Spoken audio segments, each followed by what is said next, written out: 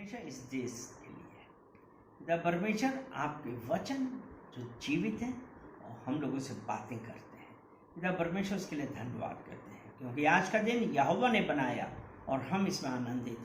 पिता परमेश्वर हम धन्यवाद करते हैं हर जन के लिए जो देख रहे हैं, जो सुन रहे हैं। पिता परमेश्वर उन सब के लिए प्रार्थना करते हैं कि पिता परमेश्वर आज जब आप अपने वचनों से बात करें, पिता परमेश्वर वो वचन हमारे जीवन में एक बड़ा कार्य करें। हमको अगर किसी प्रॉब्लम में है, पिता परमेश्वर उसका उत्तर मिले। सारा आदर महिमा हम आपको देते हैं यीशु मसीह के नाम से, आमीन। आज वो जो यहोवा के वचन जो आज हम लोग वचन पढ़ते हैं, वचन जीवित हैं और वो आपसे और मुझसे बात करते हैं, क्योंकि जितने भी वचन हैं वो हम लोगों को परमेश्वर ने दिए हैं, परमेश्वर की तरफ से आए हुए वो वचन है। तो अगर आज हमको ये पता है कि ये जो भी वचन है वो कैसे हैं, वो वचन जीवित हैं और क्या कर रहे हैं, वो आपसे और मुझसे बात कर रहे हैं, तो इसलिए हम धन्यवाद देते हैं। कई बार क्या होता है कि इस दुनिया में, समय में, हर वक्त कोई ना कोई चिंताएं हम लोगों के जीवन में आती है और उन चिंताओं की वजह से हमको क्या होता है कि हम परमेश्वर के पास से दूर हो जाते हैं, या हमारी तरफ हमको ध्यान ही नहीं आता कि क्या करें क्या ना करें।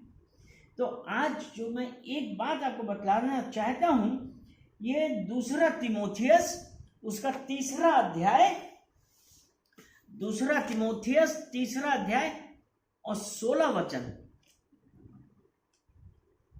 2 तीमुथियुस 3 अध्याय और 16 वचन ऐसा कहता है, संपूर्ण पवित्र शास्त्र परमेश्वर की प्रेरणा से रचा गया है और उपदेश और समझाने और सुधारने और धार्मिकता की शिक्षा के लिए लाभदायक है।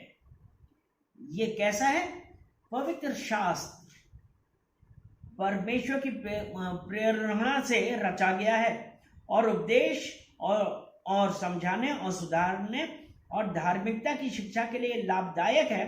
17 वचन कहता है, ताकि परमेश्वर का जन सिद्ध बने और हर एक भले काम के लिए तत्पर हो जाए। वो परमेश्वर, ये जो वचन हैं वो कैसे हैं? परमेश्वर की प्रेरणा से रचे गए हैं। वो परमेश्वर, अगर हम इंग्लिश वाली बाइबल में देखते हैं, देखिए इंग्लिश वाली बाइबल में जो लिखा है कि all scripture is given by the inspiration of God and is profitable for doctrine, for reproof, for correction, for instruction in righteousness. 17, that the man of God may be complete, thoroughly equipped for every good work. ये जो वचन है परमेश्वर की तरफ से है, inspiration of God. वो परमेश्वर जो हमारा हृदय जानता है, हर परिस्थितियों को जानता है, ये वचन उसकी तरफ से हैं। अगर हम आजकल की स्थितियों को ध्यान में रखते हैं, तो आज अगर हम प्रोवर्ब, नीति वचन 12 और उसका 25 वचन पढ़ते हैं, नीति वचन 12 और उसका 25 हम जब पढ़ते हैं, तो उसमें लिखा है, उदास मन दब जाता है परंतु भली बात से वह आनंदित होता है। उदास मन दब जाता है परंतु भली बात से वह आनंदित होता है। लेकिन अगर जब हम इंग्लिश वाली बाइबल में देखते हैं, तो यहां पे देखिए क्या लिखा है, anxiety in the heart of man causes depression. Anxiety क्या है? व्याकुलता। जो मनुष्य के हृदय में व्याकुलता है वो क्या है? डिप्रेशन लाती है। डिप्रेशन क्या का हिंदी में क्या निराशा, जो व्याकुलता हमारे जीवन में है, हमारे हृदय में व्याकुलता है किसी भी चीज को लेके, और जब हम व्याकुल होते हैं तो हम निराश होते हैं, हतोत्साहित हो जाते हैं, समझ में नहीं आता क्या करें। लेकिन उसका अगला वचन कहता है but a good word makes it glad, यानी कि भली बात से वह आनंदित होता है। आदमी के जीवन में व्याकुलता आ गई, हतोत्साहित हो गए, निराश हो गए। लेकिन प्रियजनों, एक बात आप जानिए कि यीशु मसीह जो आया इस दुनिया में, वो किस लिए आया? वो आया कि जो कष्ट में है वो छुड़ाने के लिए।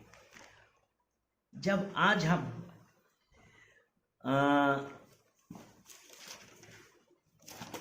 आगे पढ़ते हैं नए नियम में, और यूहन्ना की पत्री 12 अध्याय और 46 वचन, यूहन्ना की पत्री 12 अध्याय 46 वचन, जॉन चैप्टर 12 वर्स 46, उसमें लिखा है मैं जगत में ज्योति होकर आया हूं ताकि जो कोई मुझ पर विश्वास करे वह अंधकार में ना रहे। अर्थात प्रियजनों, आज आप जब व्याकुलता में हैं, निराश हो रहे हैं, हतोत्साहित हो रहे हैं, अपने परमेश्वर यीशु मसीह की तरफ देखिए, क्योंकि वो वचन कहता है कि मैं जगत में ज्योति होकर आया हूं। निराशा क्यों आई? क्योंकि हमारे जीवन में अंधेरा आया। लेकिन आज जब यीशु मसीह हमारे साथ है तो उसका ये वचन कहता है कि मैं जगत में ज्योति होकर आया हूं ताकि जो कोई मुझ पर विश्वास करे वह अंधकार में ना रहे। आप क्या आप परमेश्वर पर विश्वास करते हैं? वो परमेश्वर आपके लिए, मेरे लिए ज्योति बन के आया है कि हम अंधेरे में ना चलें वरन प्रकाश में चलें। क्योंकि जब हम उस परमेश्वर के साथ प्रकाश में चलते हैं तो रास्ता दिखाने वाला वो परमेश्वर है। क्योंकि अगर हम भजन संहिता 119 और उसका 105 वचन, भजन संहिता 119 और उसका 105 वचन हम देखते हैं तो क्या है? तेरा वचन मेरे पांव के लिए दीपक और मेरे मार्ग के लिए उजियारा है, उजियाला है। यीशु मसीह जो ज्योति है, क्योंकि अभी हमने पढ़ा ना कि मैं जगत में ज्योति होकर आया हूं। जब यीशु मसीह जगत में ज्योति होकर आया है तो इसलिए हे परमेश्वर, तेरा वचन मेरे पांव के लिए दीपक और मेरे मार्ग के लिए उजियारा है। यानी कि जो ज्योति होकर आया है, आप क्यों निराशा में जी रहे हैं? आप क्यों हतोत्साहित हैं? परमेश्वर के वचनों पे विश्वास करिए, क्योंकि वो परमेश्वर के वचन मेरे पांव के लिए दीपक और मेरे मार्ग के लिए उजियाला है। अगर आज हमको ऐसा लगता है कि अंधेरा हो गया, कुछ रास्ता नजर नहीं आ रहा है, अपने यहोवा की तरफ देखिए और बोलिए, पिता परमेश्वर रास्ता दिखाने के लिए आप मुझे रास्ता दिखाइए। क्योंकि इसीलिए जब उसने कहा है वो परमेश्वर यीशु मसीह जो हमारे लिए इस जगत में ज्योति बन के आया, तो उसके वचन मेरे पांव के लिए दीपक है। तो अब मेरे मार्ग अंधेरे में नहीं जाएंगे, क्योंकि मेरे मार्ग जो है वो परमेश्वर के वचनों के द्वारा प्रकाशित हो गए हैं। क्योंकि तेरा वचन मेरे पांव के लिए दीपक है। और दीपक का क्या कार्य है? दीपक का कार्य क्या है कि जितना भी अंधियारा हो, घटा तो अंधेरा हो, लेकिन जब आप दीपक जलाते हैं तो उसकी लौ से उजियारा हो जाता है। तो आइए हम धन्यवाद दें परमेश्वर को कि जो हम अंधकार में चलते थे, यीशु मसीह हमारे लिए ज्योति बन के आया और हमारे जीवन में आ गया। और हमारा जीवन जो आज तक अंधकार में था, निराशा में था, हम हतोत्साहित थे, आज वो हमारे जीवन में ज्योति बन के आ गया है। अब हमारे रास्ते में कोई अंधकार नहीं है, कोई अंधियारा नहीं है, क्योंकि मेरे अंदर यीशु मसीह है। पिता परमेश्वर, मैं आपका धन्यवाद देता हूं इन सुंदर वचनों के लिए जो आपने आज बताए और हम लोगों से बातें करी, और आपने ये बतलाया कि आप जगत में ज्योति होकर आए हैं, और जितनों ने विश्वास किया पिता परमेश्वर, उसमें से कोई भी अंधियारे में नहीं गया, क्योंकि आपके वचन हमें पांव का दीपक है। पिता परमेश्वर, हम आपका धन्यवाद देते हैं कि आपने अपने वचनों के द्वारा हम लोगों से बातें करी और हमको रास्ता दिखाया।